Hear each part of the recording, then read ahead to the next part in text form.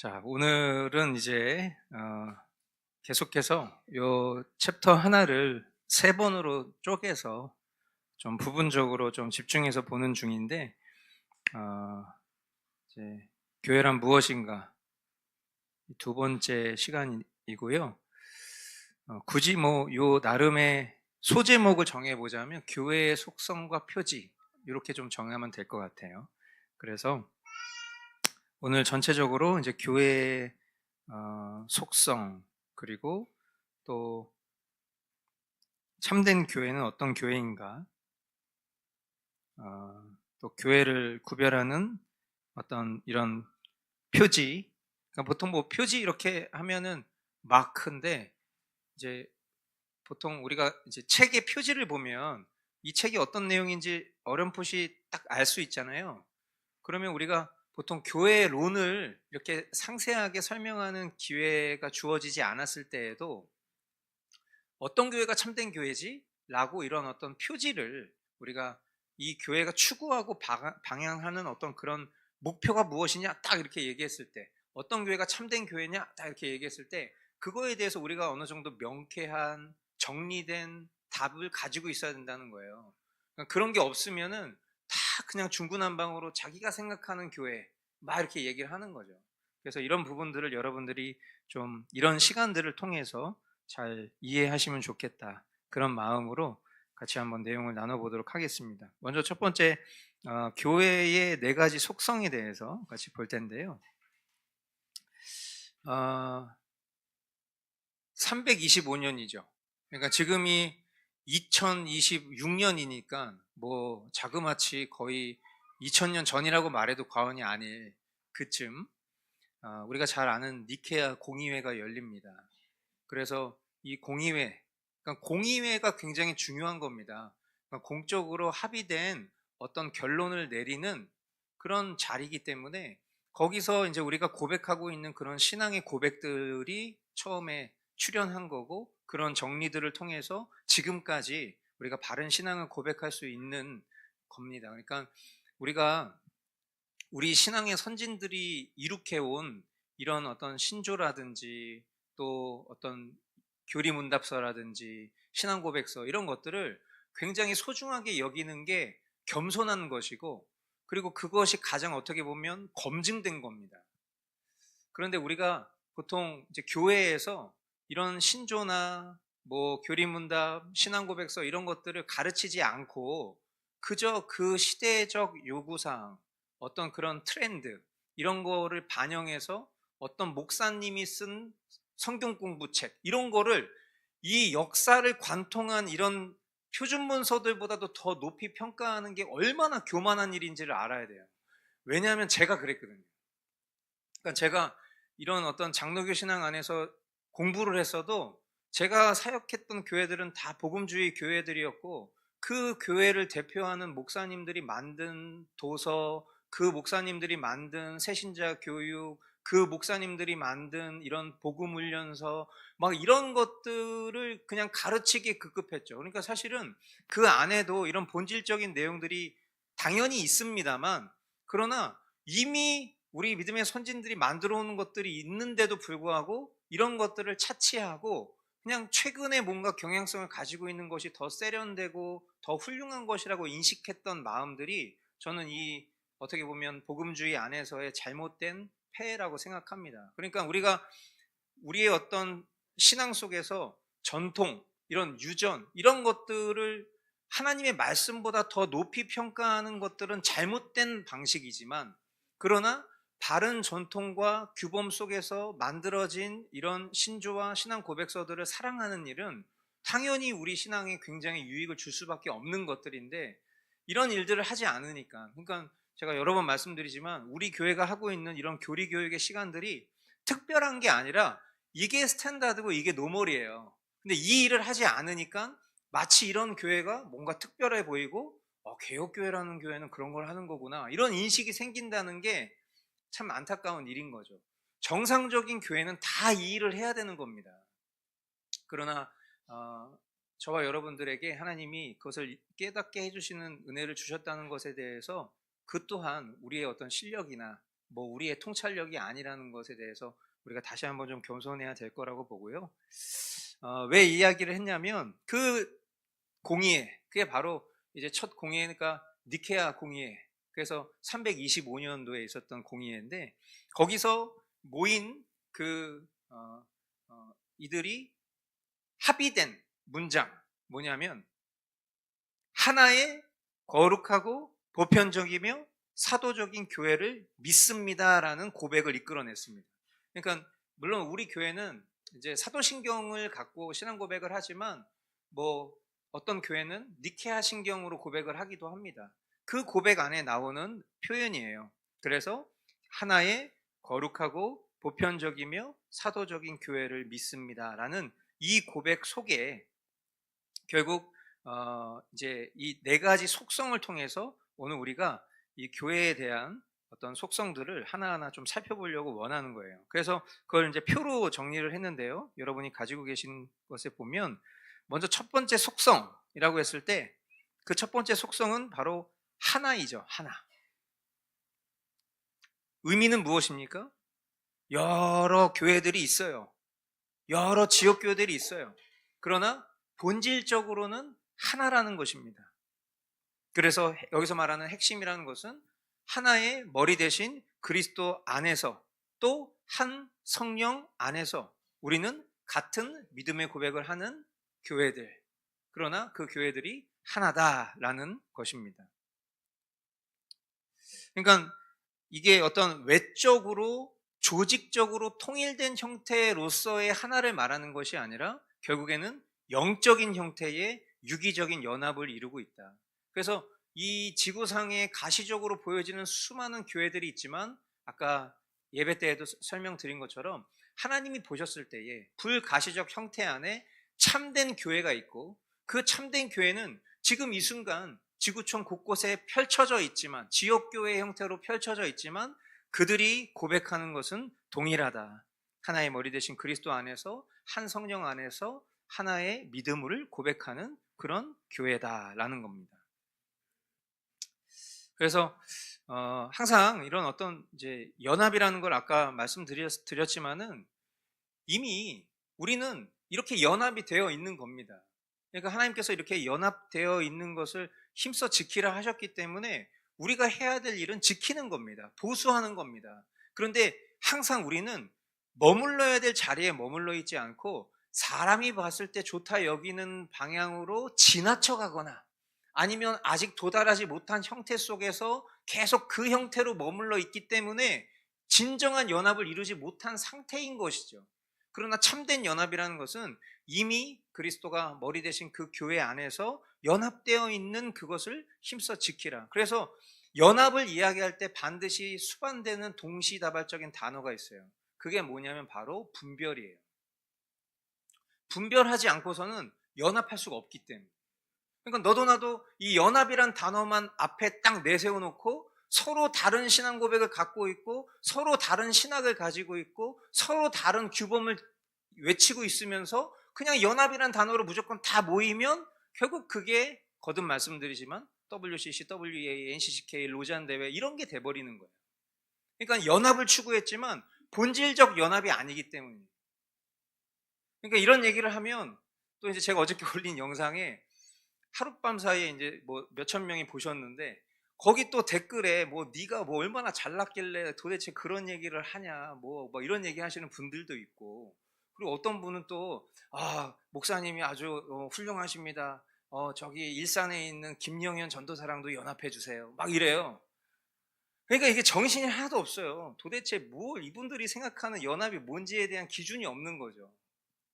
근데 이제 저는 이런 게 어떤 성도 개인의 부족함이라기보다는 결국 이런 바른 가르침을 교회가 하지 않았기 때문에.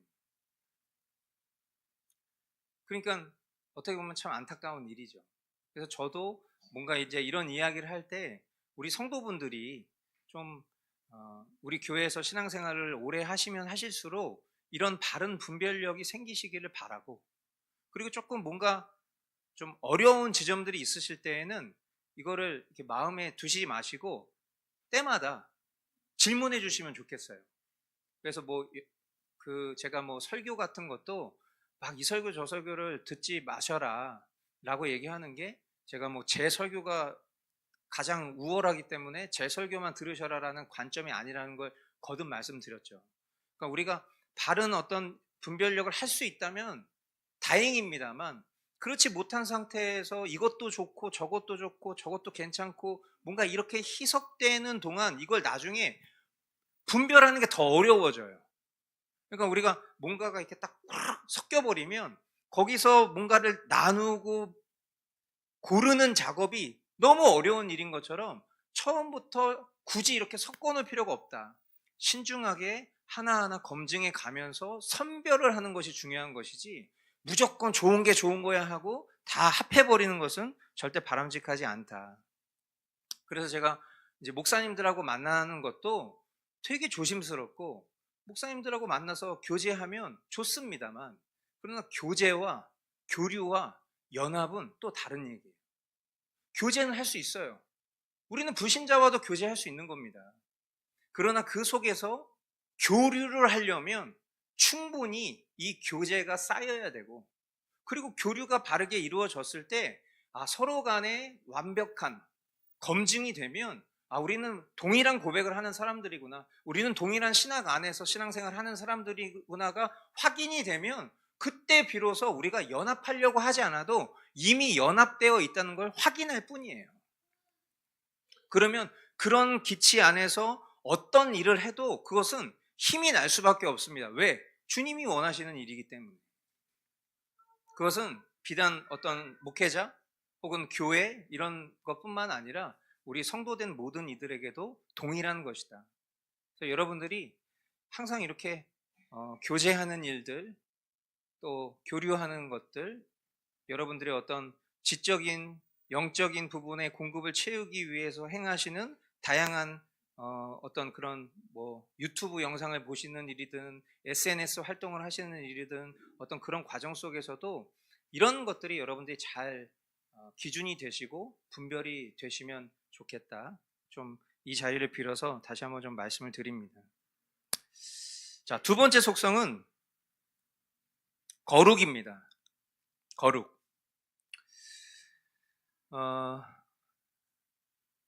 거룩이라는 것은 엄밀히 말하면 이런 겁니다. 이제 우리가 교회는 거룩하다. 여러분이 보셨을 때 이 표현이 맞습니까? 교회는 거룩하다. 교회는 거룩할 수가 없습니다. 거룩이란 단어는 늘 말씀드리지만 하나님께만 쓸 수 있는 단어입니다. 그러니까 사실 교회라는 것은 이 교회 자체가 거룩한 것이 아니라 우리가 믿고 신앙하는 삼위일체 하나님이 거룩하시기 때문입니다. 그러니까 우리는 거룩을 추구하는 것이지 절대로 거룩할 수는 없습니다. 그러나 그 거룩의 수단, 결국 그리스도의 피로 저와 여러분들이 씻음을 받고, 그리고 성령님에 의해서 우리가 성화된 존재, 거듭난 존재로 그 그리스도의 형상을 닮아가고 있는 그런 과정 속이기 때문에 우리는 우리의 의도와 상관없이 하나님에 의해서 우리는 계속 그렇게 세상으로부터 거룩하게 구별되면서 하나님께 드려지고 있는 중입니다. 그게 바로 교회라는 것이죠. 그러니까 우리가 교회의 속성을 말할 때 이런 거룩 이렇게 딱 얘기하면 세상 사람들은 이 교회를 향해서 너네는 뭐 맨날 거룩한 척만 하고 이렇게 얘기하잖아요. 그 얘기가 굉장히 듣기 싫은 말인데 사실은 그 표현이 정답에 가까운 것이기도 합니다. 아이러니하게도. 왜냐하면 우리는 거룩한 척을 하고 있는 게 맞아요. 그러니까 위선적인 의미에서 거룩한 척을 한다는 게 아니라 거룩할 수 없는 우리가 거룩하기 위해서 힘쓰고 있는 사람들이기 때문이죠. 그러나 세상 사람들은 아예 이런 개념 자체가 존재하지 않기 때문에 그들이 볼 때에 우리의 성화의 움직임들이, 몸부림들이 그들 눈에는 거룩한 척처럼 보이는 거예요. 그러니까 제가 우리 성도들하고 대화하거나 교제하면서 좀 기분 좋을 때가 어떤 때냐면, 우리 성도분들이 각자가 살아가는 삶의 자리에서 주변인들로부터 인정받는 소리를 들을 때, 저는 그런 데서 오는 기쁨과 감사가 있습니다. 근데 그 인정이 세상이 말하는 어떤 성공이나 평판에 대한 인정이 아니라 가장 가까이 있는 친구들이 어느 날 갑자기 야, 너 교회 다니더니 좀 달라졌다. 뭔가 이런 말을 들을 때에, 그런 얘기를 제가 들을 때에 저는 너무나 감사합니다. 그게 결국 우리의 삶에 주님이 살아 역사하신다라는 증거이고, 저와 여러분들이 참된 교회로 신앙하고 있다라는 증거이기 때문이에요. 그러니까 우리 주변에 가장 가까이 있는 사람이, 우리 성도님들이 일하는 현장에서 만나는 뭐 거래처 직원이라든지, 아니면 회사 동료라든지, 아니면 학교의 주변에 있는 친구라든지, 이런 사람들이 우리 성도들을 바라봤을 때, 야, 확실히 이전과는 다른데? 뭔가 이런 이야기를 듣는 것 자체가, 그게 우리가 참된 신자로서, 또 참된 교회로서 바르게 나아가고 있다라는 그런 지표가 될 수 있다라는 것도 여러분들이 잘 염두하시면 좋겠고요. 근데 그런 평판과 평가를 듣기 위해서 기만하고 위선적인 열심을 내는 것은 또 우리가 잘 분별해야 되겠죠. 우리가 주님 안에 거하다 보면 그것은 자연스럽게 아웃풋 되는 거라는 거, 다시 한번 여러분들이 꼭 기억하시길 바라고요. 세 번째는 보편성입니다. 보편성. 근데 이제 이 보편이라는 단어, 이게 이제 보통 영어로 표현하면 universal 혹은 general, 이런 단어로 표현이 되는데, 사실 이 단어의 헬라어가 뭐라고 쓰여져 있냐면 카톨리커스. 그러니까 우리가 보통 카톨릭 교회, 천주교회를 우리가 가톨릭 교회라고 이렇게 부르잖아요. 그런데 그 가톨릭이라는 단어 자체가 보편적이라는 단어예요. 그러니까 우리가 이제 약간 이런 부분에서 좀 어려움이 있는 게 뭐냐면, 이 카톨릭이라는 단어를 우리가 딱 썼을 때 당연히 카톨릭 교회를 상징하는 것처럼 인식이 되잖아요. 그런데 이 가톨릭이라는 단어 자체가 보편적이라는 단어인데, 이게 모든 시대를 거쳐서, 또 모든 장소를 통과해서, 모든 민족에 걸쳐서 존재했었던 교회들을 가톨릭 교회, 이렇게 부르는 건데, 그냥 이것이 마치 오늘날 로마 카톨릭, 뭔가 천주교회를 지칭하는 것처럼 이 단어를 우리가 쓸 수 없는 단어처럼 되어버렸다라는 점에서 좀 아쉬움이 큰 거죠. 그러니까 우리가 뭐 신천지가 뭐예요? 새하늘과 새 땅. 근데 이 좋은 표현을 우리는 지금 쓰기가 어렵습니다. 우리는 하나님의 교회잖아요. 왜 하나님의 교회야 여기? 이제 이렇게 돼버리고, 우리는 하나님을 증거하는 그런 증인들이지 않습니까? 막 이래 버리면은 여호와의 증인이 돼버리고, 이게 너무 좀 이게 그런 거죠. 그러니까 이런 단어들을 쓰지 못한다는 좀 안타까움이 있는데, 상식적으로 여러분들이 좀 알고 계셔라. 이 가톨릭이라는 의미는 로마 천주교회를 가리키는 표현이 아니라 보편교회라는 뜻이다. 그래서 어떤 특정 지역이나 어떤 민족에 국한되지 않고 시대와 역사와 장소를 거쳐서 온 그 하나의 거룩한 교회, 보편교회가 바로 교회다라는 것입니다. 그리고 네 번째, 사도적이다. 사도적 교회다. 그러니까 이런 단어도 좀 저는 이제 좀 막 조심스러운 거죠. 왜냐면 사도라는 단어를 딱 쓰기 시작하면 또 머릿속에 신사도 딱 떠오르잖아요. 그러니까 좋은 거나 하여튼 사탄이 다 뺏어가는 중이에요. 그러니까 오늘도 제가 설교 중에도 이 사도적 말씀의 터 위에 이런 표현을 쓰려다가 자꾸만 저도 모르게, 원고에는 그렇게 써 있거든요. 오늘 이제 밴드에 여러분이, 제가 오늘 설교 원고 올려드릴 때 저녁에 또 오늘 설교 어떤 내용이었는지 이렇게 보시라고 원고를 올려드리잖아요. 그럼 거기 원고에 보면은 사도적 교회의 터 위에 이렇게 써 있어요. 근데 저는 자꾸 그거를 이제 말씀의 터 위에 자꾸 바꾸려고 하는 거죠. 왜? 이 사도적이라고 하면 또 혹시 뭐 방문하신 분들이나 아직 이런 내용들을 잘 분별하지 못하시는 분들은 사도적 이렇게 표현하면 마치 신사도 운동을 막 옹호하거나 그것을 인정하는 것처럼 인식하실까봐, 그러니까 이런 단어도 이제 쓸 수가 없는 거예요. 사도적이라는 게 뭡니까? 사도들의 가르침 위에 세워졌다라는 거예요. 결국 예수 그리스도의 제자된 그 사도들의 가르침, 그러니까 저와 여러분들이 신약 성경을 볼 때 그 신약 성경을 기록한 저자들이 사도잖아요. 그랬을 때 이 사도들의 가르침 위에 세워졌다. 결국 하나님의 바른 말씀 위에 세워졌다라는 그런 의미인 것이죠. 그래서 이게 단순히 어떤 그 인물의 계승을 말하는 게 아니라, 그것을 기록한 그 인물을 추종하거나 그 인물을 높이는 개념이 아니라 교리, 그 말씀, 전해진 말씀이 담고 있는 그 하나님의 말씀 교리의 계승이 핵심이다. 그래서 우리가 이 교회의 4가지 속성을 니케아 신조에서 하나의 거룩하고 보편적이며 사도적인 교회를 믿습니다라고 이렇게 고백했을 때에 이 짧은 한 줄의 고백을 하고 있지만 그 하나하나 요소에 담겨져 있는 내용들이 이와 같다라는 것을 설명을 좀 드렸습니다. 자, 그러면 이제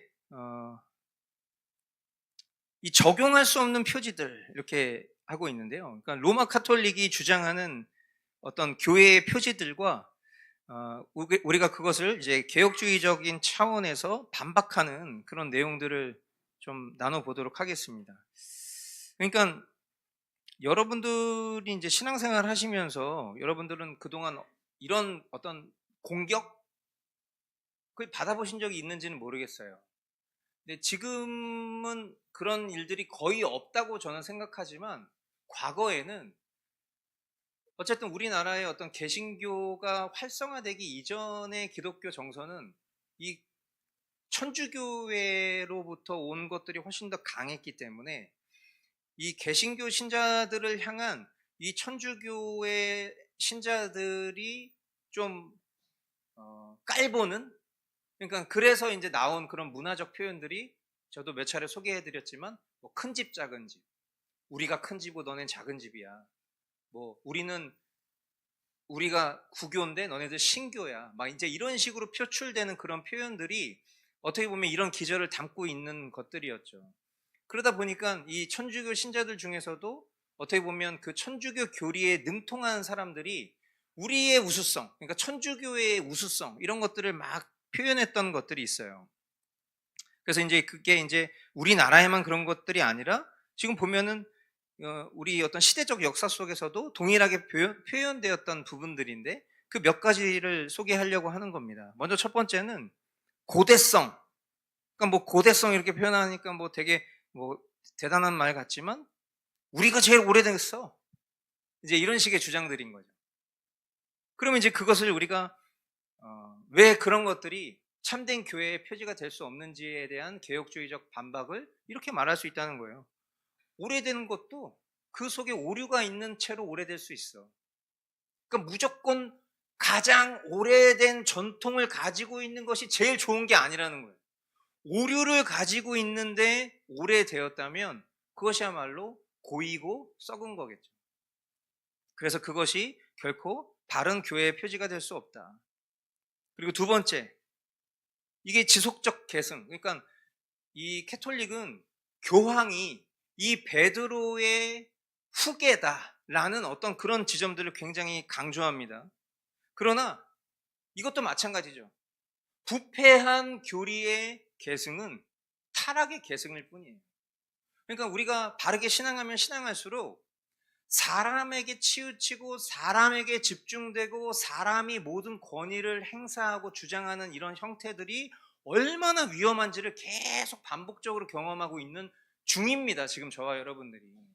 그러니까 제가 경계하는 어떤 그런 피드백들도 예를 들면 이런 거예요. 너무 뭔가 어떤 말과 행동에 감탄한 나머지 와, 정말 목사님은 이 시대의 진정한 사도십니다, 막 이렇게 얘기하시는 분들이 있거든요. 목사님 정말 대단하십니다. 연보현 목사님 대단하십니다. 이정도 목사님 대단하십니다. 어벤져스입니다, 막 이렇게 얘기하는 그런 모습들이 있어요. 저는 이제 제가 일일이 그런 데다가 댓글을 달진 않지만 하고 싶은 말이 있다면 제발 그런 얘기 하지 말라고 얘기하고 싶은 거예요. 왜? 또 사람 추궁하는 거예요. 또 사람 믿는 거예요. 그러니까 그런 식의 형태를 통해서 내가 누구 라인이야, 나는 바울파야, 나는 아볼로파야, 나는 개바파야, 어벤져스, 뭔가 이런 식으로 인식하는, 결국은 사람을 또 추앙하고 사람을 신뢰하다가 그 사람한테 실망하면 또 어떻게 할 거예요? 또 다른 사람 또 찾아다니는.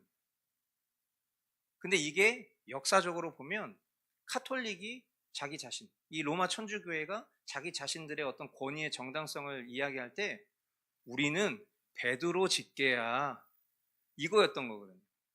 그럼 뭐합니까? 결국 그 사람의 권위를 하나님의 말씀보다 더 우위에 둔 이런 잘못된 교리를 계속 계승해 왔으니까요. 이 계승이 바른 전통의 계승이라고 말할 수 있는 게 아니라 타락의 계승이다. 또 이런 걸 자랑합니다. 광범위함. 한마디로 우리는 전 세계가 우리의 교구야.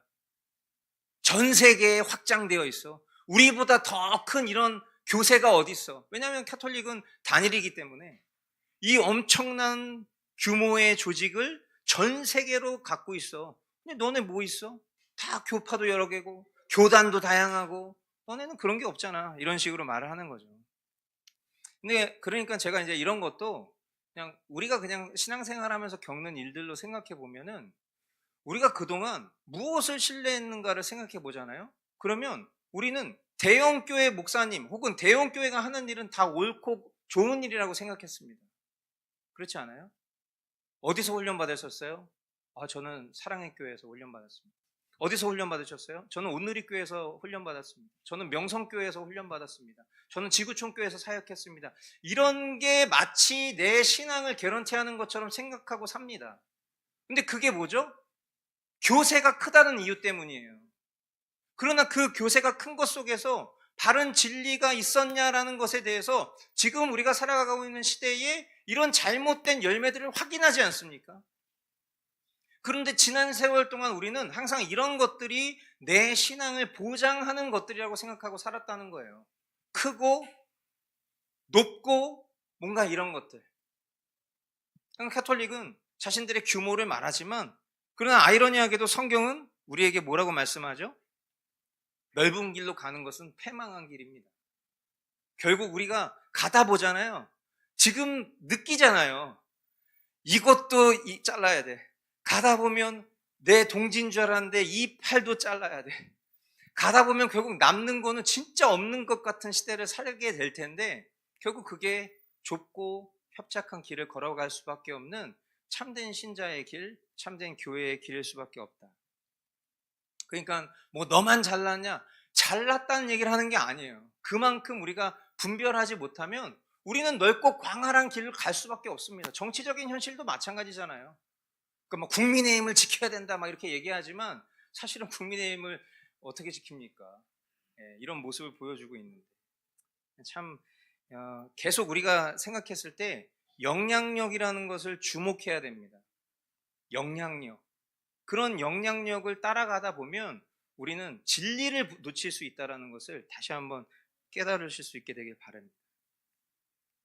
그리고 또 이 천주교회가 주장하는 것들, 기적을 이야기합니다. 특별히 성인들이 보여줬던 기적, 세인트, 사도들이 보였던 그런 기적들을 말합니다. 그러나 이것도 마찬가지예요. 그러니까 교회 안에 기적 행하는 것이 마치 중생의 어떤 열매인 것처럼, 표징인 것처럼 그렇게 말하는 분들이 많습니다. 아무리 뭔가 비판을 해도 그런데 기적이 있잖아요.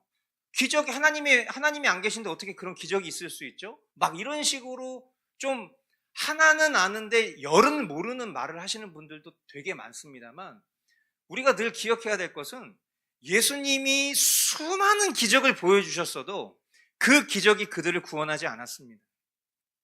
그들은 그저 예수님을 팬처럼 쫓아다니면서 그런 마술쇼 구경하듯이 그 예수님을 통해서 신기한 것들을 경험해서 결국 예수님을 통해서 물질적인 그리고 육체적인 세속적인 그런 욕심을 추구했었던 사람들이죠. 그러다 보니까 본질 앞에서 근본적인 신앙 고백 앞에서는 결국 예수님께 침을 뱉고 예수님께 돌을 던지고 예수님을 십자가에 못 박아라 소리치는 우매한 군중만 됐을 뿐이죠. 그러나 기적이 아니라 예수가 그리스도라는 것을 알아본 하나님의 믿음의 사람들은요, 그런 기적을 추구하지 않았다. 심지어 거짓 선지자들도 기적은 다 행하는 것입니다. 오히려 성경은 마지막 때가 되면 될수록 이런 거짓 선지자들이 창궐하여서 그들이 사람을 미혹할 만한 수많은 기적들을 보여줄 거라고 예언되어 있기 때문에 여러분 지금 이렇게 뭔가 기적 행하는 일에 막 초점을 맞추면서 저는 놀랍습니다. 지금 우리랑 전혀 다른 신앙생활 하시는 분들 많아요. 우리 뭐 기껏 해봤자 막 열심히 열정 내가지고 모였는데 모여봤자 뭐 몇천 명밖에 안 모이지만 매주 몇만 명씩 모이는 그런 집회들도 있습니다. 그런데 가면은 무슨 뭐 박혁 전도자 뭐 막 이런 사람들 와가지고 거기서 막 무슨 막 뭐 페라가모 이런 거 막 명품 뭐 이렇게 하고 막 정장 막 이렇게 하고 저기서 캐딜락 타고 막 들어오면서 막 이런 성경책 딱 이러고 꽂고 들어오면은 막 사람들이 거의 뭐 예수님 뭐 환영하듯이 막 종려나무 가지 흔들듯이 막 와 박혁 전도자 막 이러고 쫓아다녀요. 거기 몇만 명이 모여, 몇만 명이. 그러면서 거기서 막 거짓 기적 같은 걸 보여주는데 그 기적을 보면서 이 사람이 진짜 하나님의 사람이기 때문에 이런 기적이 일어나지 않습니까? 라는 항변을 하는 게 그냥 우리는 신약 성경을 그대로 보는 거랑 똑같은 겁니다. 근데 말세가 되면 될수록 이런 일들은 훨씬 더 많아질 거라는 거예요. 뭐 여러분들의 현재의 믿음은 그러시지 않을 거라고 생각합니다만 여러분 눈앞에 여러분이 바라고 원하는 것들이 보인다 할지라도 여러분들이 붙잡아야 될 것은 하나님 말씀밖에 없다는 것을 다시 한번 기억하시기 바랍니다. 또 이 천주교회는 순교자들을 또 바른 교회의 표징으로 내세우기도 합니다만은 이 세상에 보면 순교자들은 많습니다. 그러니까 우리가 순교라는 단어를 썼을 때 우리는 기독교적 가치로 순교한 순교자를 떠올리지만 이념과 사상 때문에 목숨을 내어놓는 사람들도 되게 많습니다. 그렇잖아요. 우리가 무슨 저는 이제 그것을 절대 민주화 운동이라고 말하진 않지만 뭐 민주화 투사 해가지고 뭐 전태일 청년 그 가치와 사상을 위해서 자기 몸에 불을 지르면서 뭔가 투쟁한 것을 우리는 교과서를 통해서 정말 이런 민주화 운동을 위해서 몸을 바친 그런 구국의 꽃들이 있었구나 막 이렇게 추앙하고 이런 뭔가 희생이 있었기 때문에 오늘날 우리가 이런 자유민주주의 질서 안에서 이렇게 잘 살고 있구나 이렇게 우리가 착각하며 살아가는 경우들도 있습니다만은 분명한 것은 인류 역사 가운데 수많은 순교자들이 있었습니다. 그러나 정말 중요한 것은 진짜 중요한 것은 무엇을 위해 죽었는가? 정말 예수 그리스도를 위해서 복음을 위해서 죽었는가? 이것은 진지하게 되짚어봐야 될 질문이지 않나 싶어요. 또 거룩한 삶을 말합니다. 그래서 어떤 성인들의 경건을 말하죠. 그래서 이 천주교회 같은 경우에는 사제인 신부가 결혼을 하지 않는 그것으로 어떻게 보면 그들의 거룩성을 막 자랑하기도 합니다. 그런데 여러분 항상 사고가 나는 지점은 그 지점이죠. 하나님께서 남자와 여자로 창조를 하셨고 하나님은 이 남자와 여자가 연합하여서 생육하고 번성하는 것을 사명으로 주셨습니다. 사도 바울이 독신이었지만 사도 바울은 복음을 위해서 자신의 삶을 내어놓았다라고 말하지 독신을 장려하거나 그것이 성경적이라고 말한 적이 없습니다. 그런데 마치 내가 금욕, 결혼을 하지 않는, 여자를 취하지 않는 것으로 무언가의 거룩성을 추구하려고 하다 보니 그 근본이 하나님이 바라고 원하시는 형태가 아니다 보니까 결국 항상 불미스러운 일이 생기는 지점은 결국 사제의 성적인 타락으로 늘 보여졌죠. 그러니까 이런 것들이 결국 이것도 죽음과 마찬가지인 것입니다. 외적인 경건은 결국 위선만 남을 뿐이다. 그런 것들이 참된 교회의 표지가 될 수 없다. 그러니까 지금 나열했었던 이런 내용들을 봐도 결국 이런 표지들의 공통점이 뭐냐? 결국 외적이고 인간 중심적이라는 겁니다. 참된 표지는 하나님 말씀에 근거해야 된다라는 점 다시 한번 여러분들이 인식하실 수 있게 되기를 바랍니다. 자, 그러면 참된 교회의 세 가지 표지에 대해서 같이 이야기들을 나누겠습니다. 우리 이제 개혁주의 신앙에서는 교회의 참된 표지로 세 가지를 말합니다. 이거는 여러분들이 뭐 겨울 수련회를 통해서 평상시에 설교를 통해서 또 여러 다양한 신앙 고백서들을 배울 때마다 아주 그냥 우리가 그냥 외울 수 있을 정도로 딱 세 가지로 정리를 늘 했었습니다. 뭐죠? 말씀, 성례, 권징입니다. 참된 교회는 어떤 교회가 참된 교회냐? 저 교회는 정말 건강한 교회예요. 그렇게 얘기했을 때 어떤 교회가 건강한 교회냐? 말씀, 성례, 권징을 이야기합니다. 첫 번째, 말씀의 순수한 선포입니다. 말 그대로 성경 전체, 토타 스크립추라, 성경 전체를 편중되지 않은 채로 더하거나 빼지 않고 선포하고 있냐? 그러니까 우리 교회가 좋은 교회냐라고 만약에 누군가에게 질문을 받거나 아니면 스스로 자문을 하게 됐을 때 우리 교회는 좋은 교회인가? 라고 하면 우리는 나도 알게 모르게 자꾸만 인본주의적인 생각으로 이 교회를 평가하려고 합니다. 우리 교회 인테리어 되게 좋아. 한번 와서 봐봐. 뭐 이런 거. 목사님이 보디빌더야. 뭐 이런 거. 우리 교회 성도들이 굉장히 좋은 사람들이 모여 있어. 뭐 이런 거. 이런 게 좋은 교회라고 말할 수 있을까요? 당연히 이런 게 좋은 교회가 될 수가 없습니다. 그러니까 명료하게 그것을 정확하게 정리해 놓는다면 우리는 그것에 대해서 헷갈리지 않을 수 있는데 항상 그런 부분들이 흔들리다 보니까 도대체 뭐가 좋은 교회지? 늘 애매한 거예요. 그러면 만약에 누가 여러분에게 어디에 좋은 교회가 있는지 좀 소개해 주세요. 그럼 저도 그런 질문을 자주 받습니다. 어디 뭐 평택에 좋은 교회가 있는지 소개시켜 주세요. 만약에 이런 질문을 받으면 평택에 좋은 교회가 없으니까 여기 왔죠. 막 이런 대답을 듣기도 하지만 또 반대로 그럼 도대체 우리가 그렇게 통용하는 좋은 교회가 뭐냐는 거예요. 그거는 사실 우리가 직접적으로 경험해 보기 전까지는 그 교회가 좋은 교회인지 나쁜 교회인지 알 수가 없습니다. 아무리 좋은 교회라고 추천을 받았어도 그 교회가 진짜 좋은 교회인지는 시간이 지나봐야 알아. 그래서 우리 교회가 6개월이라는 등록교인의 시간을 두는 거예요. 왜? 그 기간 동안 내가 좋은 교회가 되기 위해서 힘쓰는 것도 있지만 이 교회가 진짜 성경적으로 교리적으로 좋은 교회인지를 확인하는 과정들이 필요하기 때문이에요. 시간이 없는데 어떻게 합니까? 그러니까 무턱대고 와갖고 등록교인만 썼다가 나중에 시간이 지났는데 덜컥 이 교회 잘못된 교회인지 깨달았어 봤자 그때는 인정과 평판 때문에 또 빠져나갈 수도 없고 이런 어떤 아이러니한 상황들이 계속 연출되는 거거든요. 그러니까 결국 우리가 좋은 교회라고 얘기했을 때 그냥 내 느낌과 감정에 의존할 뿐인 거예요. 뭐 목사님 설교 not bad. 뭐 성도들 뭐 나름 괜찮은 것 같아. 뭐 그렇게 뭐 피곤하게 하는 것 같지도 않고 뭐 적당히 뭐 균형 감각 있어. 뭐 이 정도. 아니면 뭐 찬양팀이 좋다든지.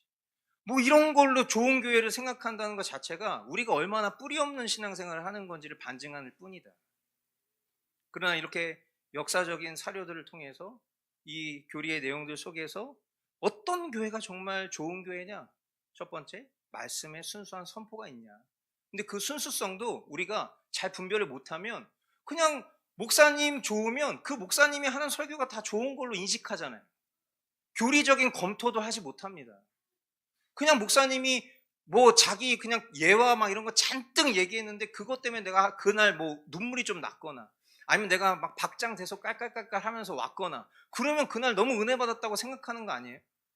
복음, 예수 그리스도가 전해지지도 않았는데 복음을 듣고 온 걸로 착각하고 있지 않냐는 거예요. 성경 전체를 있는 그대로 더하거나 빼지 않고 선포하고 있느냐. 또 율법과 복음, 죄와 은혜, 회개와 믿음 이런 것들을 정말 균형 있게 말하고 있느냐.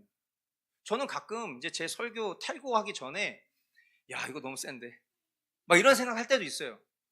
그냥 뭔가 회개를 촉구하고 막 어떤 말씀의 그 율법 정신을 막 강조했지만 사실 회개 너머에 어떤 믿음을 더 강조하지 못하지 않았나? 내가 뭔가 막 율법에 대한 이야기를 했지만 그러나 그리스도의 의에 대한 이야기를 좀 덜 하진 않았나? 죄를 막 강조했는데 근데 하나님께서 자격 없는 우리에게 베풀어 주신 그 은혜를 제대로 이야기하지 않은 건 아닌가? 근데 그런 어떤 그런 줄다리기를 할 때가 덜어 있거든요. 근데 그런 것들이 정말 충실하게 전달되고 있느냐? 여러분 만약에 우리가 주일날 이렇게 일주일에 한 번밖에 안 모이는 교회가 이렇게 모였는데 만약에 이 자리에 와갖고 뜨뜻미지근한 그런 설교만 듣고 만약에 간다면 내 마음에 어떤 하나님의 말씀이 도전하는 그런 것들을 전혀 경험하지 못하고 그냥 좋은 얘기만 잔뜩 듣고 간다면, 감동적인 얘기만 잔뜩 듣고 간다면 우리 심령이 언제 참된 회개를 하겠습니까? 그렇다고 해서 그냥 계속해서 뭔가 성도들을 긁는 어떤 그런 날카로운 그런 회개만 선포하는 설교만이 다 옳은 것이냐? 당연히 그렇지 않죠. 날카로운 설교 좋습니다만 날카로운 설교만 계속 하잖아요. 그럼 성도들은 하나님을 사랑의 하나님보다는 두려운 하나님으로밖에 인식하지 않겠습니까? 이런 균형 잡힌 복음이 잘 전달되고 있는, 결국 이런 말씀의 순수한 선포가 주는 목적은 청중의 회심과 성화가 목적인 것이고, 그리고 그것이 결국 교회된 우리 각 사람의 덕을 세우기 위함이다. 그래서 이런 것은 어떤 설교자의 유능함 이런 걸로 절대로 치부돼서는 안 되는 것이고, 하나님의 말씀 그 자체가 능력이 있기 때문에 그 말씀을 바르게 전달하는 그 통로의 어떠함이 아니라 오직 하나님의 말씀의 능력으로 바른 말씀이 선포되고 있느냐라는 것들, 첫 번째 참된 교회의 표지인 것이고요. 두 번째는 성례입니다. 그러니까 이 성례도 얼마나 한국교회 또 전 세계의 많은 교회가 이 성례가 허물어졌냐면, 성례의 빈도수만 봐도 알죠. 거의 대부분 인간이 만들어 놓은 절기 때마다 하는 정도. 그러나 성례는 참된 교회의 표지이기 때문에 건전한 개혁교회들 중에는 매주 성례를 하는 교회들도 있습니다. 그러나 매주 성례를 하다 보니 마찬가지죠. 우리가 오늘도 그런 이야기를 했지만 내 본연의 지위를 깨닫지 못하면 하나님의 은혜가 은혜로 여겨지지 않는 것처럼 매주 성례를 하다 보니까 이 성례가 우리에게 주는 유익과 감동이 점점 퇴색되는 거예요. 그러다 보니까 이제 고민하다가 우리 교회 같은 경우에는 한 달에 한 번 하자. 그래서 그 한 달에 한 번이라도 우리가 성례가 있을 때 특별히 이 성례의 유익을 온전히 누리기 위해서 우리 자신을 삼가 살피고, 그리고 거룩한 성례가 될 수 있도록 한몸된 지체들이 나의 어떤 불찰과 죄로 오염되지 않을 수 있도록 각별히 자신을 살피면서 이 성례를 참여하는 어떤 그런 소망을 두고 있는 중인 것이죠. 이 성례의 가지수가 되게 중요합니다. 왜냐하면 여러분들은 그런 생각 한 번도 해보신 적 없으시겠지만 카톨릭 이 천주교의 베이스에서 신앙생활 하신 분들은 아마 깜짝 놀라실 건데, 캐톨릭이 인준하는 성례는 7가지나 됩니다. 그러니까 그들은 혼인 같은 경우, 결혼 같은 경우도 성례로 취급합니다. 그러나 우리 기독교 신앙, 특별히 이 개혁주의 신앙은 성례의 가지수를 딱 2가지만 얘기하는 겁니다. 우리가 보통 성례 이렇게 얘기하면 성찬과 세례 이 2가지만 인정하는 것입니다. 왜 그렇죠? 우리는 오직 말씀으로만 신앙생활을 하기 때문이에요. 그런데 그 말씀을 통해서 그리스도께서 제정하신 성례가 이 2가지 뿐이기 때문이에요. 그럼 캐톨릭이 나머지 하는 5가지는 뭐냐? 사람이 만든 유전과 전통을 따르고 있는 거예요. 무언가 그런 것이 자신을 더 거룩하게 만들 것처럼 생각하는 그런 역사적 행위들이 계속 계승이 되면서 그들이 추구하는 성례라고 하는 것은 하나님께서 말씀하신 것도 있지만 인간이 만들어 놓은 것까지 다 포함시켜 버리는 거죠. 이게 항상 우리가 왜 카톨릭을 이렇게 비평적으로 바라볼 때에 왜 이것이 참된 신앙이 아닌 것으로 이야기하냐면, 제일 많이 얘기하는 게 그런 표현이잖아요. 교황의 권위가 성경보다 높다 이렇게 얘기하잖아요. 그러면 천주교 신자들은 그렇게 인정 안 합니다. 무슨 소리야? 우리도 성경이 제일 중요하다고 생각해 이렇게 말해요. 그런데 왜 그것을 본인들은 자각하지 못하는데 우리 같은 사람들이 그걸 지적을 하냐면, 이 사람들은 이런 성례가 그런 말씀으로부터 비롯되지 않았다라는 것을 모르기 때문에. 그러니까 본인들은 마치 그런 것이 다 합당한 것인 것처럼 생각하지만 그것은 교황이 제정하고 그 제정된 역사가 지금까지 유전되었기 때문에 세워놓은 것인 걸 분별하지 못하는 것이기 때문에. 우리는 리폼드, 무언가를 더 하려고 하는 게 아니라 하나님 우리에게 주신 것을 그 원래의 폼을 리폼, 늘 그 원래의 형태로 돌아가려고 몸부림치는 신앙을 하는 중입니다. 하나님 말씀으로 돌아가자. 그냥 이 카피라이트는 다 좋은 것 같죠. 그러나 이 성례조차도 그리스도께서 제정하신 것만이 우리가 따라야 될 성례다. 그래서 우리는 세례와 성찬을 하는 것입니다. 그리고 이것을 시행하는 방법도 마찬가지죠. 예수님께서 제정하신 대로 그것을 더하거나 빼지 않고 합니다. 그래서 저도 이제 성례를 하다 보면 이제 어떤 분들이 막 그런 얘기를 해요. 제가 어떤 교회에 가서 성찬을 했는데 너무 감동적이더라고요. 그래서 저도 그런 감동적인 성찬을 이 머스트 교회에서도 기대했는데 생각보다 좀 아쉬웠어요. 이런 얘기를 실제로 제가 들은 적이 있어요. 그래서 제가 이제 그분한테 지금 이 자리에 계신 분 아닙니다. 막 이렇게 찾지 마세요. 예. 제가 그분한테 그래서 물어봤어요. 도대체 어땠길래 그 성찬이 그렇게 감동적이었습니까? 라고 했더니 이제 목사님이 갑자기 이게 성찬을 하는데 막 눈물을 막 흘리더래. 그러니까 이미 그것으로부터 너무 막 이 감격을 했다는 거야. 그러면서 막 갑자기 막 그 첼로랑 막 비올라 막 이런 것들이 막 연주를 시작하는데 막 거기서 갑자기 심금이 막 울리더라는 거야.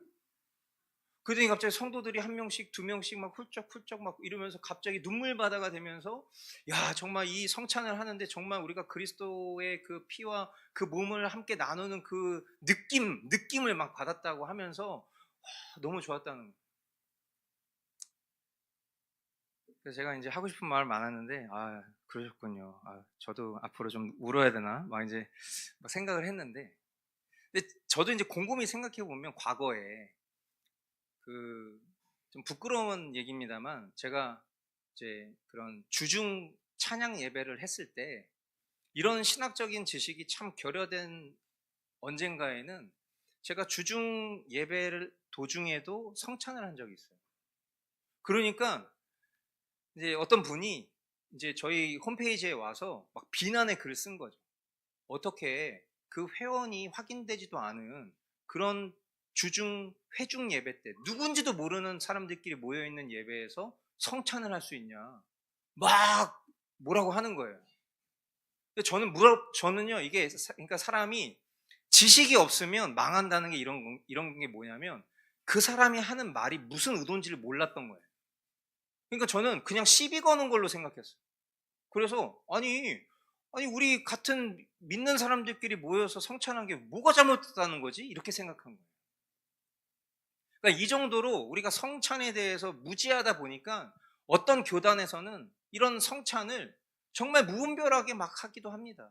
그래서 전에 제가 사역했었던 교회 같은 경우에는 무슨 목장 모임 같은 거 할 때도 자기네들끼리 막 돌아다니면서 그 종이컵에다가 이렇게 포도주스 이렇게 따르고 빵 이렇게 들고 서로 막 돌아다니면서 너 한 입, 나 한 입, 너 한 모금, 나 한 모금, 샬롬.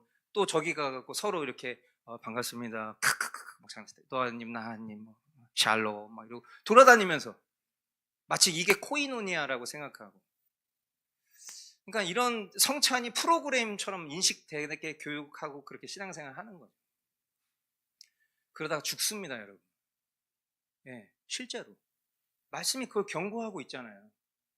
그러다가 자기의 죄를 자기가 먹는 거예요. 그렇게 해서 병들거나 죽는 사람들이 있는 거예요. 초대교회에 그와 같은 역사가 있었기 때문에 신자들이 두려워해서 이 성찬을 거룩하게 치를 수밖에 없었던 겁니다. 물론 이 성찬에 대한 수많은 에피소드들이 많습니다만은 그거는 이제 기회가 되면 더 말씀드리기로 하고, 분명한 것은 우리가 이런 걸 어떤 내 주관적 관점에서 감동을 목표로 하고 억지로 막 슬픔을 끌고 와가지고 막 이 성찬 때 갑자기 막 내가 조금 전까지만 해도 키득키득거리고 있었는데 갑자기 돌이온 태도를 바꾸면서 내가 막 예수님의 그 십자가를 억지로 막 묵상하면서 쥐어짜면서 막 슬픔을 가지고 오려고 하고 막 이런 어떤 행위들을 통해서 이 일을 하는 것이 바른 태도가 아니라는 것을 여러분들이 계속 경험하셔야 됩니다. 성찬도 말씀을 중심으로 하나님께서 그 말씀을 통해서 제정하신 방식대로 하는 것입니다. 느낌과 감정은 우리가 억지로 끌고 오는 것이 아니라 주님이 이 가정 가운데에서 정말 이 허물과 죄로 죽을 수밖에 없는 나를 이 하나님의 식탁에 초대해 주시고, 그래서 우리가 성탄절 때 무비보셋의 식탁 하는 거잖아요. 아무 조건 없는 우리를 이 은혜의 자리로 초대해 주셔서 우리로 하여금, 우리는 진짜 죄를 먹을 수밖에 없는 존재잖아요. 근데 그런 우리에게 칭의, 의롭다 하셔서 이 잔치에 참여케 하신 것을 누렸을 때 어느 날 불쑥 갑자기여도 그 속에서 내가 예고하지 못했던 은혜를 누릴 수도 있는 게 성찬입니다. 그래서 제가 지난번에도 말씀드렸지만 조나단 에드워즈 같은 경우도 목사임에도 불구하고 본인이 성찬을 집례하는 과정 속에서 회심을 경험했다라는 이런 놀라운 고백을 한 적이 있는 것처럼 저와 여러분에게 실시되는 이 성찬이 늘 그저 그런 늘 평범하게 우리에게 다가오는 한 달에 한 번 매월 첫째 주에 하는 이런 식으로 인식되지 않도록 우리가 바른 성례를 집례하고 또 그렇게 따라야 될 줄 믿고요. 결국 이 성례의 목적이 무엇이냐? 다시 한번 하나님께서 우리에게 베풀어 주신 그 은혜 언약을 일깨우시는 시간이다. 그리고 그리스도와 연합된 존재다. 우리 각 사람이 그리스도와 연합되고 그리고 우리 각 사람이 또 서로 그리스도로 한몸된 지체라는 것을 확증하는 그런 자리인 것이다. 그래서 만약에 누군가가 심각한 죄 가운데 빠져서 교회로부터 권징을 받게 된다면 그 권징 중에 가장 수치스러운 게 뭐죠? 수찬정지. 이 수찬에 참여할 수 없다.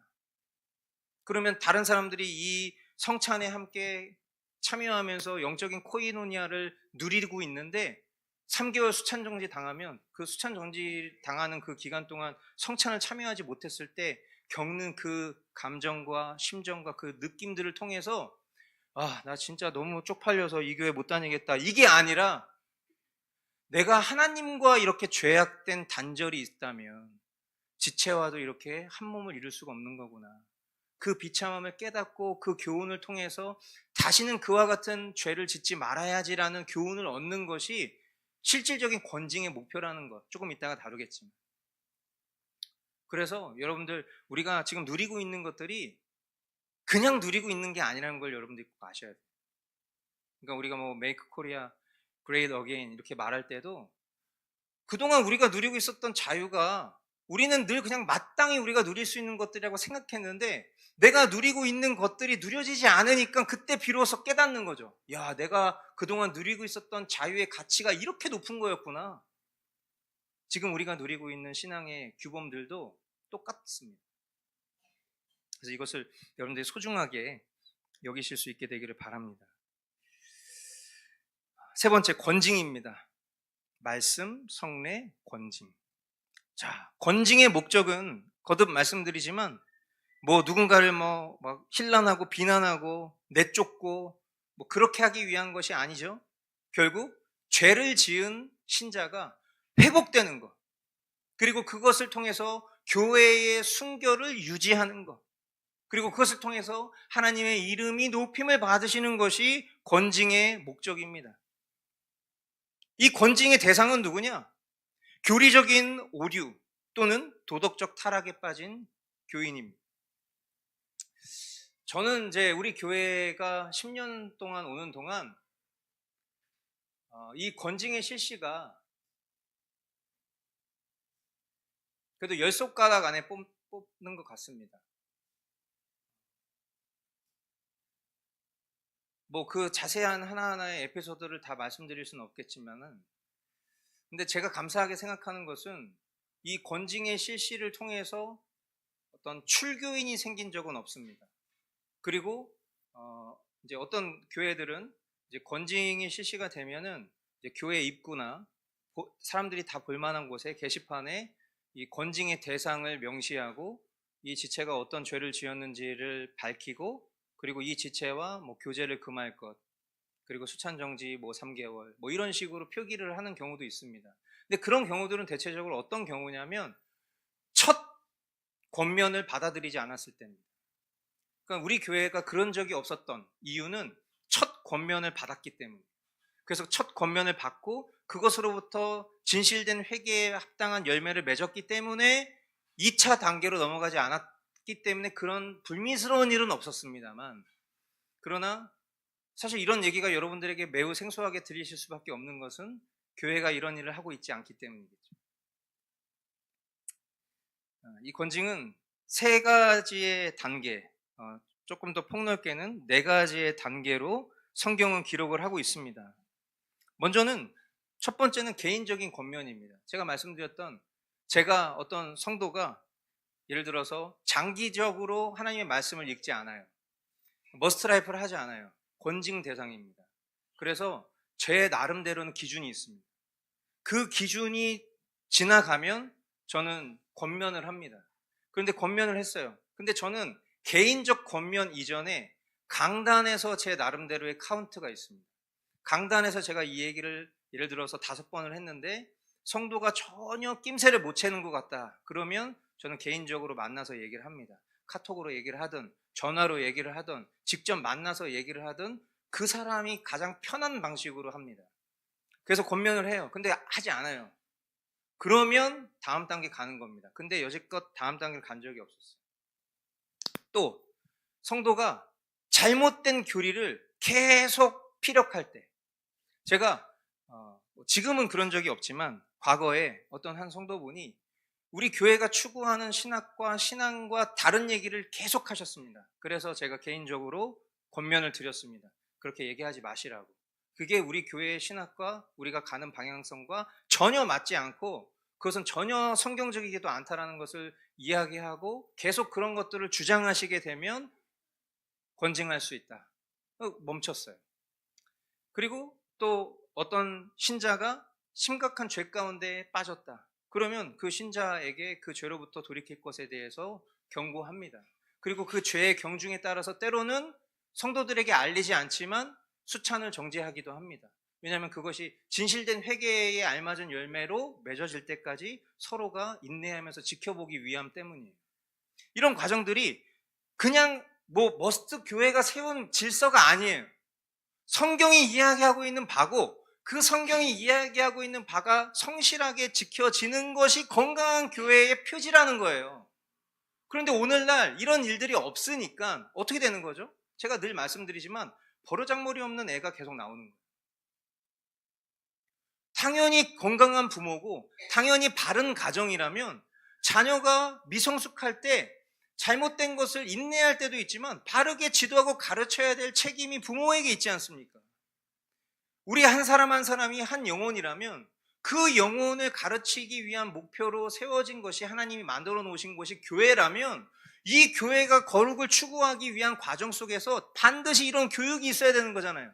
잘못했으면 잘못한 대로 지적을 받아야 되고 또 그것이 경우가 넘어가게 되면 그것에 마땅한 처벌도 있어야 되는데 이게 없는 거죠. 왜? 이거 하면 교회 성도 떠나니까. 교회 성도 떠나면 헌금 떨어지니까. 이런 거 두려우니까 결국 오늘날 이렇게 돼버린 거예요, 교회가.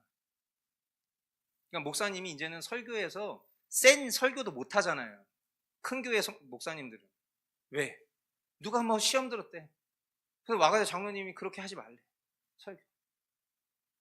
막 교회 홈페이지에 막 써. 목사님 설교에 상처를 받았습니다. 막 이러면서. 그럼 막 그분한테 가서 막 비는 거예요. 아유, 그런 의도는 아니었고 그냥 보편적으로 하는 말이었는데 혹시라도 상처를 받으셨다면 제가 사과하겠습니다. 이런 형국인 거예요. 그러니까 아니 뭐 WEA, WCC, NCCK, 로잔 이런 금송아지를 타파하고 한국교회가 바른 진리 위에 바로 섭시다 라고 기도한 게 뭐가 잘못됐어? 근데 갑자기 막 굳이 하지도 않아도 될 얘기를 나와가지고 그 목사님 저에게 메일 많이 보냈거든요. 제발 이번에 우리 기도회 때 와서 강사해달라고. 근데 정중하게 거절했지만 너무 잘했다는 생각이 드는 거예요. 안 그랬으면 저도 어저께 가서 봉변당할 뻔했어요. 근데 그런 거야. 굳이 안 해도 될 얘기를 왜 그렇게 하냐고. 그 이유가 단순한 거예요. 왜? 그 자리에 사랑의 교회, 온누리교회 성도들이 있었고 부교육자들이 왔는데 그 담임 목사님이 로잔을 주최하는 입장이고 본인들 교회에서 행사하고 근데 갑자기 목사가 나와가지고 로잔 딱 이런 식으로 로잔 야 이거 큰일 났다. 직접적인 항의를 듣지도 않았는데 본인들이 먼저 사과해. 이거는 저희 입장이 아닙니다. 맨날 그렇게 손절하는 거에 이 세상이 그렇습니다. 그런 거를 손절할 게 아니라 죄와 손절을 해야 되는데 진짜와 늘 손절하는 이 참 안타까운 세상. 그래서 여러분 이 성경에 보면 일단은 개인적으로 권면하는 겁니다. 마태복음 18장에. 이게 잘 받아들여지면 너무 감사한 일이죠. 그 영혼이 회복되고 교회의 순결이 보존되니까요. 근데 만약에 그렇게 했음에도 불구하고 이 사람이 받아들이지 않습니다. 그러면 두 번째 단계가 뭐죠? 말씀에 따라서 두세 증인 앞에서 권면을 합니다. 그러니까 보통은 이제 건강한 교회라면 목사님과 뭐 장로님이 같이 가서 그 잘못한 지체에게 지난번에 목사님 얘기했는데 왜 이게 받아들여지지 않습니까? 왜 진행되지 않습니까? 다시 한번 기회를 드립니다. 하나님은 경외함으로 회개하십시오. 한 거예요. 근데도 받아들이지 않습니다. 그러면 세 번째, 말씀의 기준에 따라서 교회에 알리는 거예요. 공표합니다. 우리 암흑의 성도가 이렇게 첫 번째, 두 번째 단계를 통해서 권면하고 견책했음에도 불구하고 이것을 받아들이지 않았기 때문에 공식적으로 기한을 정합니다. 이때까지 돌이켜 회개하지 않으면 어떻게 됩니까? 네 번째, 회개를 거부할 시에 출교, 우리 교회의 정회원을 박탈하고 우리 교회에 오지 않을 것을 권합니다. 하는 거예요. 이런 보신 적 있습니까? 이런 일? 저도 본지는 못했어요. 이런 일이 절대 우리 교회에서 있어서는 안 되겠습니다. 그러나 여러분들 이런 내용을 통해서 교회의 순결이 지켜진다는 것을 꼭 기억하십시오. 이게 사랑 없는 행위가 아니에요. 이게 진짜 사랑 있는 행위인 겁니다. 거듭 말씀드리지만 권징은 그 사람을 파괴하는 게 목적이 아니라 그 사람을 회복하는 게 목적인 것이고 사랑을 통해서 이루어져야 된다. 자, 개혁된 교회의 의미 보도록 하겠습니다.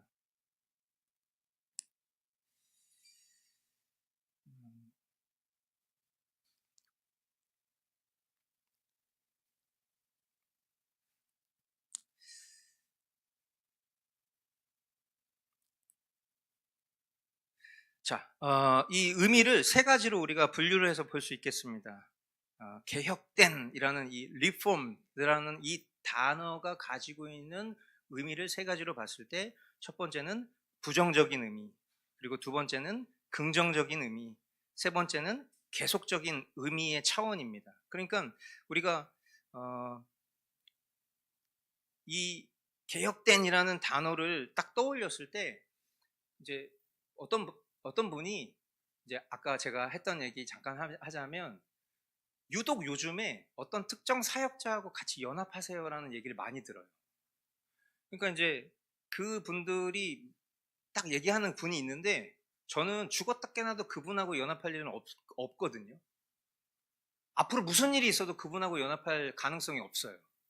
그런데 되게 많은 분들이 그분하고의 연합을 되게 원하더라고요. 근데 그 이유가 되게 심플해요. 하나는 그 사람도 WCC 이거 진짜 무슨 주문 외우듯이 맨날 WCC, WA, NCCK, 로잔을 배격한다는 거예요. 그리고 세 번째, 어떤 보수적 가치 위에서 이 나라를 사랑한다는 거예요. 이거 두 개 때문에 연합을 할 수 있다는 거예요.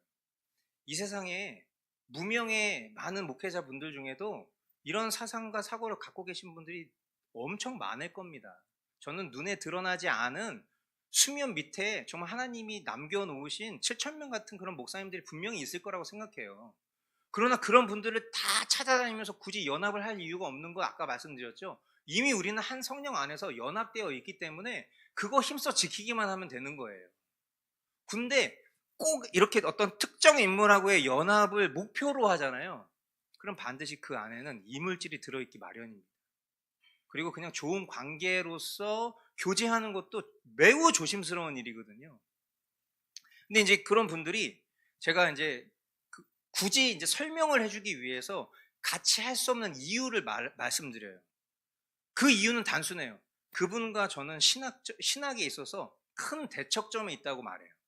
그래서 저는 개혁주의 신앙 위에서 신앙생활을 하고 있는 목사이기 때문에 그분의 신학과는 일치가 되지 않아서 다른 이념적 통일이 있을 수 있어도 저는 그분하고는 연합할 수 없습니다. 이렇게 말씀드리면 이제 그분은 또 어떤 생각을 하시냐면 개혁주의 신앙은 제가 알기로는 이런 건데요. 이렇게 설명을 해요. 근데 그분이 말하는 개혁주의 신앙이 정의가 완벽하게 틀려 있어요. 그분이 생각하는 개혁은 뭐냐면 우리가 자주 얘기하는 레볼루션처럼 생각해요.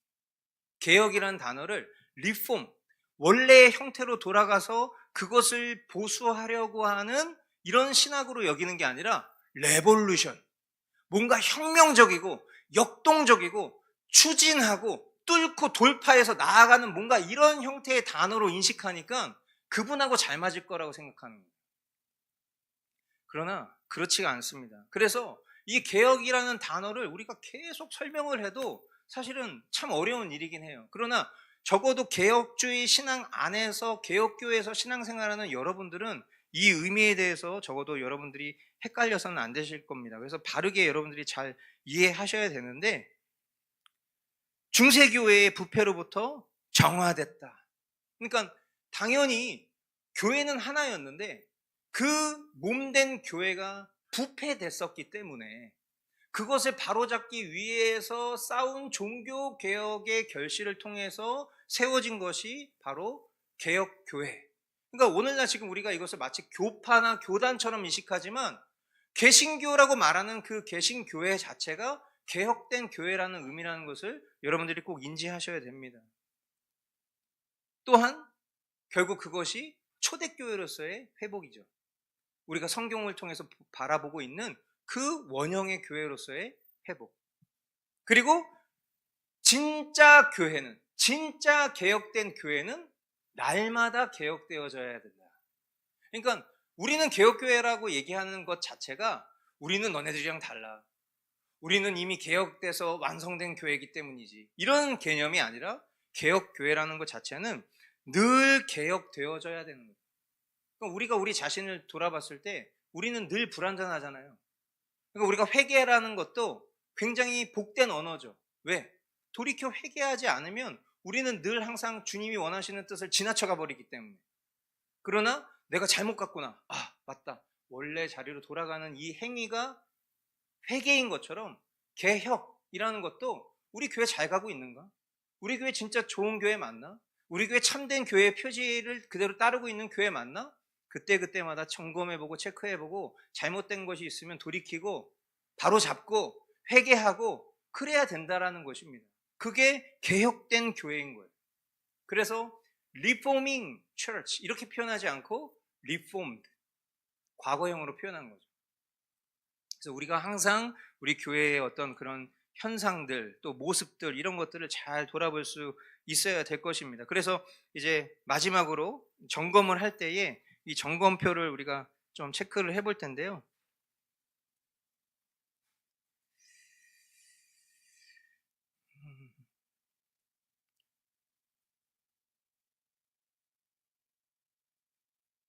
이 교회의 보존에 대해서는 일단 오늘 시간이 너무 많이 돼서 일단 넘어가겠습니다. 여러분 그냥 좀 확인해 보시고, 제가 일부러 빈칸들을 따로 만들진 않았기 때문에 여러분들이 그거 보시면서 정리하시면 되겠습니다. 뭐 결론만 얘기하면 교회의 존속은 인간의 노력이 아니라 하나님의 신실하심에 달려있다. 그래서 우리가 아무리 우리 자체적인 자생 구조를 갖고 뭔가 교회를 계속해서 보존하고 열심을 내려고 노력을 한다 하더라도 우리의 신앙이 그러한 것처럼 교회 역시도 하나님의 신실하신 그 보호와 은혜 가운데에서 우리 교회가 보존된다라는 거, 그 얘기인 것이고요.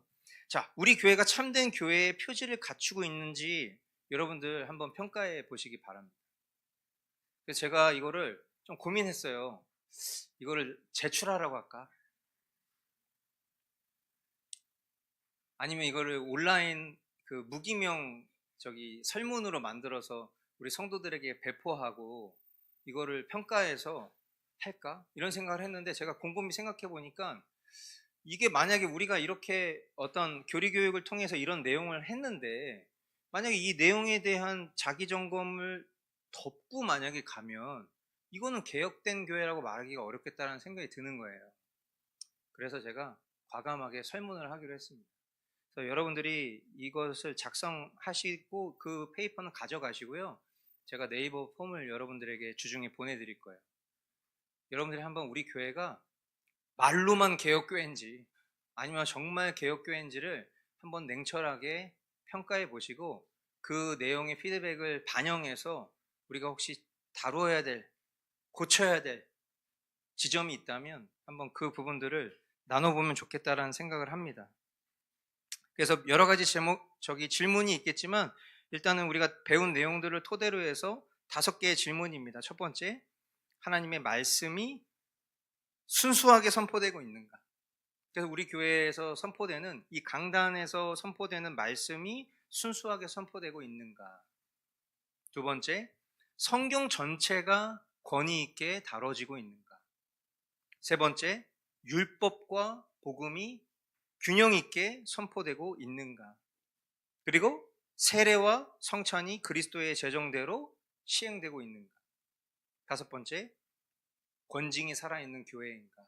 이 5가지의 질문입니다. 그래서 예, 아니요 이렇게 단답할 수 있는 질문들이기 때문에 이 질문들을 여러분들이 한번 주중에 설문을 해보시고 제가 그 모인 결과를 가지고 좀 한번 평가해보는 시간을 가지면 좋겠다 생각합니다. 아마 이제 이런 이 설문의 결과에 어떻게 보면 직접적인 가장 큰 데미지는 제가 받겠죠. 예. 그러나 그 역시도 마땅히 해야 될 부분이라면 해야 되지 않을까.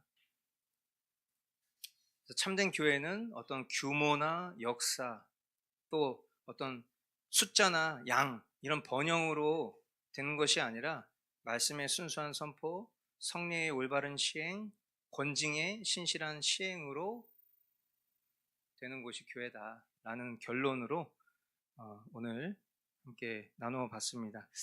네, 혹시 오늘 다뤄진 내용들 속에서 여러분들이 좀 궁금하신 점 있으면 질문 받도록 하겠습니다.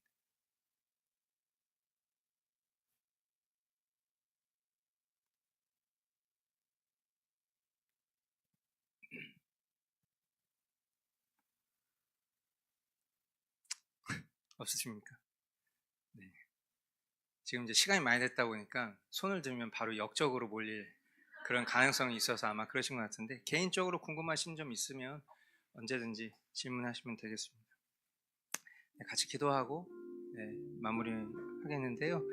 오늘은 우리 좀 같이 기도하겠습니다.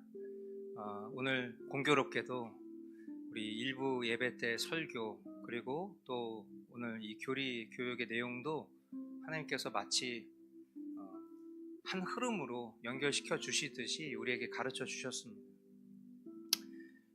정말 개인주의적인 시대를 우리가 살고 있는데 이 개인주의 안에 살아가고 있으면서 뭔가 공동체를 이루고 그 공동체 안에서 나의 어떤 허물을 드러내고 내가 그 속에서 무언가 누군가와 내 시간과 공력과 나의 어떠함을 나누면서 신앙생활을 한다는 것이 어떻게 보면 굉장히 시대착오적인 그런 우리 시대를 우리가 살고 있는데 그럼에도 주님이 말씀하신 교회는 어떤 곳인지 그리고 그 교회가 무엇을 해야 하고 그 교회를 이루고 있는 우리 각 사람이 어떻게 살아야 되는지에 대해서 말씀하시는 이 음성 앞에 저와 여러분들이 정직하게 반응하기를 원합니다. 그리고 우리가 그런 성숙함을 갖고 더 우리 각 사람이 그리스도와의 연합을 충만하게 이루었을 때 우리의 연합이 우리의 공동체의 성숙이 이루어진다는 이것을 여러분들이 꼭 기억하시고